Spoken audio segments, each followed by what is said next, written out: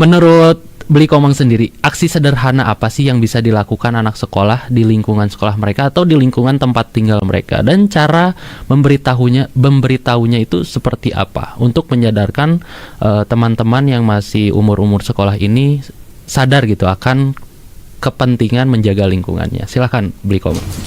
Ya, baik. Jadi untuk anak-anak, ya kalau memang sih sudah ada orang dewasa, kalau di sekolah ada guru, pegawai, ada satpam di sana, di sekolah, di rumah ada orang tua.